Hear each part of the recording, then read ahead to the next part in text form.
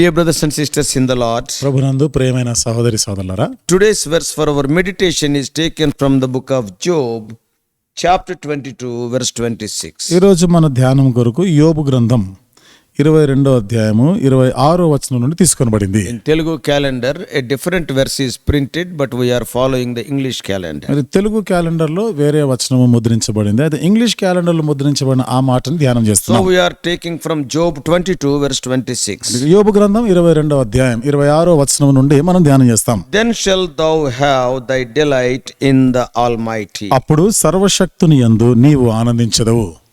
The third round of arguments from the friends of Job starts in chapter 22. 22వ అధ్యాయంలో యోబు స్నేహితుల నుండి మూడో దఫాగా ఇక్కడ ఒక వాదన జరుగుతున్న సందర్భం In the చూస్తున్నాం. first round, మొదటిసారి Eliphaz the Temanite spoke in chapters 4 and 5. తేమానీయుడైన Eliphaz 4-5 అధ్యాయాల్లో మాట్లాడతాడు. Later in chapter 15, his second round argument is recorded. తర్వాత 15వ అధ్యాయంలో రెండవసారి ఆయన మాట్లాడే ఆ వాదనలు ఉన్నాయి. Now in chapter 22, Eliphaz spoke the third time. ఇప్పుడు 22వ అధ్యాయంలో మూడవసారి ఎలీఫజ్ In మాట్లాడుతున్నటువంటి the first సంగతులు. two rounds, ఈ మొదటి 2 సార్లు మాట్లాడినప్పుడు Eliphaz had not been as severe on Job as the other friends. Eliphaz మిగతా స్నేహితుల వలె ఈయన యోబుతో అంత తీవ్రంగా కఠినంగా వ్యవహరించలే. But now he attacks Job with specific accusations. ఇప్పుడు మాత్రం యోబు పైన ఒక నిర్దిష్టమైనటువంటి ఒక నేరంతో కూడా ఆయనపై దాడి చేస్తున్నాడు. Now he is more discourteous than he had been previously. ఇంతకు పూర్వము కన్నా ఇప్పుడు మరింత ఏమి జాలి లేకుండా ప్రవర్తిస్తున్నాడు. He told that the reason for Job's suffering lie with Job only. యోబు యొక్క శ్రమలకి యోబే కారణమని చెప్తాడు. It is not God, he is telling in 22 verses 1 to 3. 22వ అధ్యాయం మొదటి 3 వచనాల్లో మనం చూస్తే దేవుడు కాదు కానీ నువ్వే దానికి కారణం అంటాడు. He emphasized that God was punishing Job for his sin. దేవుడు యోబు చేసిన పాపానికి శిక్షిస్తున్నాడని గట్టిగా నొక్కి చెప్తాడు. Eliphaz's accusation was that Job has heartlessly oppressed others to make himself rich. Eliphaz యొక్క నేరం ఏమిటిదంటే ఈ యోబు మరి నిర్దాక్షిణ్యంగా ప్రవర్తించాడు, ఆ బీదలైనటువంటి వాడిని కనికరించకుండా ప్రవర్తించాడు అంటాడు. To make himself rich. ఇతను ధనవంతుడు గొప్పవాడు అయిపోవడానికి అట్లా ప్రవర్తించాడు And that's అంటాడు. why God is punishing him now. అందుకనే ఇప్పుడు దేవుడు అతన్ని శిక్షిస్తున్నాడు అంటాడు Eliphaz. According to Eliphaz, Eliphaz మాట ప్రకారం Job was practicing all this evil because he was thinking that God is so far away that he cannot see him. ఇక దేవుడు నేను చూడలేనంత దూరంగా ఉన్నాడు అనేటువంటి ఆ భావనలో ఉంటున్నాడు. And that is the accusation of Eliphaz on Job. అది యోబు మీద ఎలీఫజ్ చేసినటువంటి నేరం. Job is thinking that God will not punish him. That is what Eliphaz is telling. అంటే యోబు దేవుడు ఇంకా నన్ను ఏం శిక్షించాలి అనుకుంటున్నాడు అని ఎలీఫజ్ అంటాడు. That is what we read in 22, 12, 13 and 14. 22వ అధ్యాయం 12, 13, 14 వచనాల్లో మనం చూడొచ్చు. This was the way the wicked people thought and behaved in former ages.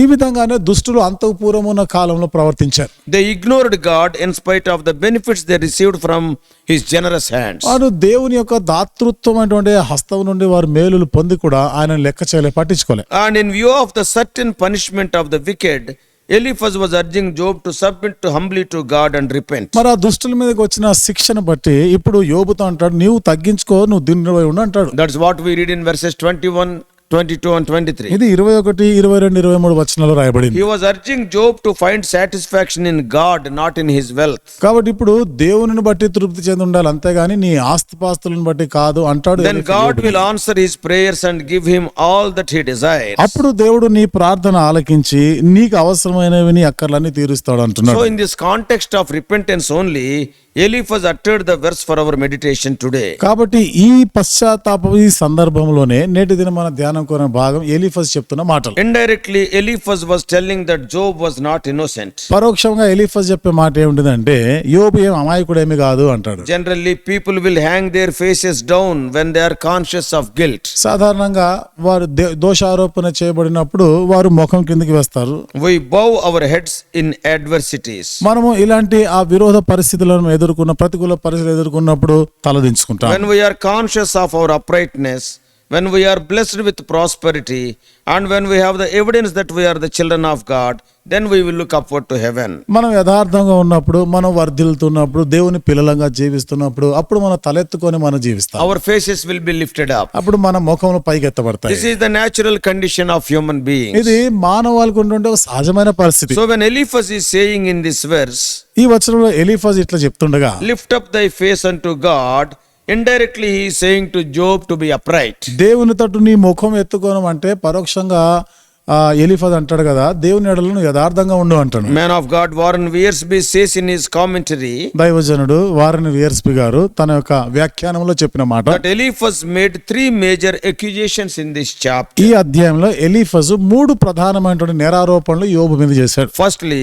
మొదటిది, he was saying that Job was a sinner, 22:1-11. 22వ అధ్యాయం 1 నుండి 12 వచనాలు మనం గమనిస్తే యోబు పాపం చేసినాడు అంటాడు. Secondly, రెండోది, he said that Job was hiding his sin, verse 12-20. 12 నుండి 20 వచనాలు యోబు తాను చేసిన పాపాన్ని దాచిపెట్టుకుంటున్నాడు అంటాడు. And thirdly, మూడోది, Eliphaz was telling Job that he must confess his sins and repent before God, 21-30. 21 నుండి 30 వచనాల్లో యోబు చేసిన పాపములు దేవుని వద్దకు వచ్చి ఒప్పుకోవాలి అంటాడు. The appeal sounds almost tender, కాబట్టి ఇది చూడండి, ఇది ఎట్లా ఉంటుందంటే ఆయన చెప్పినటువంటి ఈ మాటలు ఇది ఎంత మృదువైన మాటలుగా but however అనిపిస్తుంది. Eliphaz had been condemning in what he had accused Job of doing, Job's doings and thinking. ఏదేమైనా ఎలీఫజ్ యోబు చేసిన దానికి, యోబు ఆలోచించే విధానాన్ని బట్టి ఈయన చాలా ఖండిస్తూ మాట్లాడుతున్నాడు.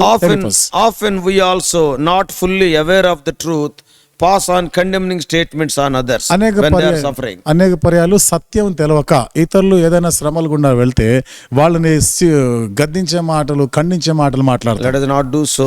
ఆ విధంగా మనం చేయకూడదు. Actually, Job need not repent as Eliphaz suggested in verse 23. వాస్తవంగా 23వ వచనంలో ఎలీఫజ్ చెప్పినట్లుగా యోబు పశ్చాత్తాపపడే అవసరం ఏమీ లేదు He అక్కడ. was not suffering because he has sinned greatly. ఆయన ఏదో ఘోరంగా పాపం చేసిన కారణాన్ని బట్టి కాదు శ్రమలు, బాధలు అనుభవించేది. Therefore, let us be careful in our words. కాబట్టి మనం మాట్లాడే మాటలు, పద్ధతి జాగ్రత్తగా ఉండాలి. Let us not build our arguments or counsels on false suppositions. కాబట్టి మనం ఏదో తప్పుడు విషయాలను ఆధారం చేసుకొని మనం ఊరికే దాన్ని బట్టి అట్లా ఆలోచన చేయకూడదు. మనం Often we imagine things which are untrue. అనేక పర్యాలు అసత్యమైన వాటిని ఊహించుకుంటాం. So dear brothers and sisters, కాబట్టి ప్రియమైన సోదరి సోదరులారా, in our Christian life, let us be builders always. మన క్రైస్తవ జీవితంలో ఎప్పుడు కూడా కట్టే వారంగా ఉండాలి. Let us build others' lives. ఇతరుల జీవితాలను కట్టే వారంగా ఉండాలి. Your words must be gentle always. నీ మాటలు ఎప్పుడు కూడా దయగల మాటలు, మృదువుగా ఉండాలి. About the words of Jesus Christ, it is written that they are gracious words in Luke 4:22. లూకాసు వార్త 4:22 మనం చదివితే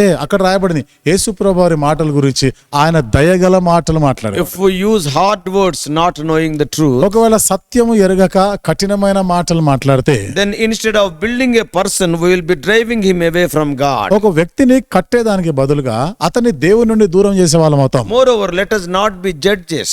ఇంకా మనం చెప్పాలంటే మనం తీర్పరులుగా ఉండకూడదు. God knows the truth, not we. చూడండి, సత్యము దేవుడికి తెలుసు, మనకు కాదు. So as far as possible, let us be constructed. సాధ్యమైనంత వరకు మనం కట్టే వారముగానే ఉండాలి. I'm not telling that when a person commits sin, you should not support it. You should support it with sweet words. అంటే ఒక వ్యక్తి పాపం చేసినప్పుడు మంచి తీయని మాటలతో మనము ఆయనను మెప్పించే వారంగా ఉండాలని నేను చెప్పడం లేదు. But my point is, నా ఉద్దేశం ఏంటిదంటే, don't be judgmental when you don't know the truth. అంటే నీకు సత్యం తెలవనప్పుడు తీర్పు తీర్చేవాడుగా ఉండకూడదు. We are living in dangerous days. మనం చాలా అపాయకరమైన దినాల్లో ఉన్నాం. Scandalizing names and character assassinations are rampant everywhere. ఎక్కడ చూసినా పేరు చెరగొడుతున్నారు, చెడ్డగా మాట్లాడేటువంటి పరిస్థితి చూస్తున్నాం. I am facing in my own life. నా సొంత జీవితంలో ఇది ఎదుర్కొంటూనే In ఉన్నా. how many places they talk like that. ఎన్ని ప్రాంతాల్లో అట్లా Some మాట్లాడుకుంటున్నారు. people out of jealousy. కొంతమంది ఏమో అసూయతో మాట్లాడుతారు. Yeah. About you also same thing may be happening. అలాగే నీ గురించి, నీ విషయంలో కూడా ఇదే జరుగుతుండొచ్చు. For reasons known,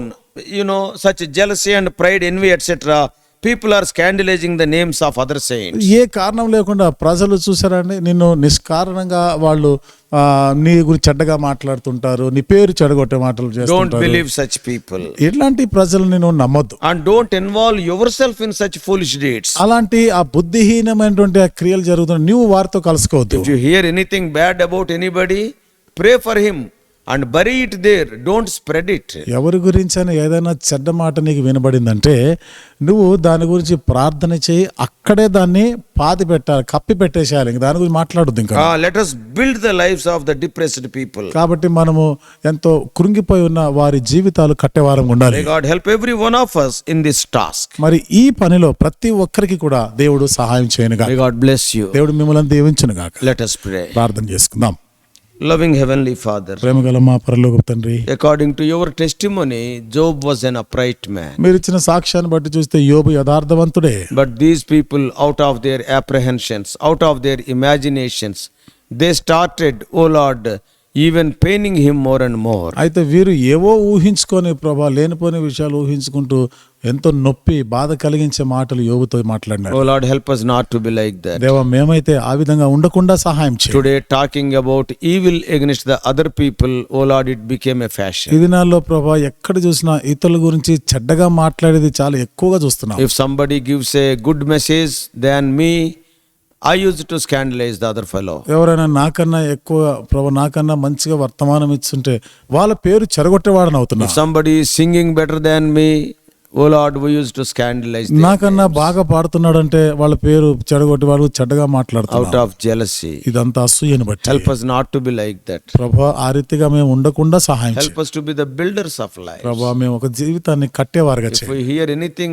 evil about anybody, ఎవరి గురించైనా ఏదైనా చెడ్డగా మేము వింటే oh Lord, help us to pray for such people. అలాంటి వారి కొరకు ప్రార్థన చేయవారుగా చేయండి. And also help us to bury that news. ప్రభా మరి ఆ వార్తని అక్కడే కప్పిపెట్టేవారుగా చేయండి. Today in secret we are talking bad about so many people. ఈ దినాల్లో ప్రభా అనేకుల గురించి ఎంతో రహస్యంగా చెడు మాట్లాడుకుంటారు. Oh Lord, help us not to be like that. ఆ విధంగా ఉండకుండా సహాయం చేయండి. Speak to us. ప్రభువా మాతో మాట్లాడండి. Oh Lord, whatever we speak, it may be like salt. దేవా మేము ఏది మాట్లాడినా అది ఉప్పు వేసినట్లుగా ఉండును గాక. It may be used for the building of other people. ఇతరులను కట్టేటట్లుగా అది ఉపయోగపడేటట్లుగా ఉండును గాక. Speak to us, oh Lord. దేవా మాతో మాట్లాడండి. Help us to control our tongue. ప్రభువా మా నోరు అదుపులో పెట్టుకునే దానికి సహాయం In చేయండి. Jesus' precious name we pray. యేసు ప్రభువు అమూల్యమైన నామములో ప్రార్థించి వేడుకుంటున్నాము తండ్రి. ఆమేన్.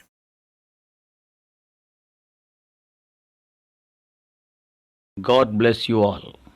Please subscribe for more spiritual messages on YouTube channel John Victor Hebron.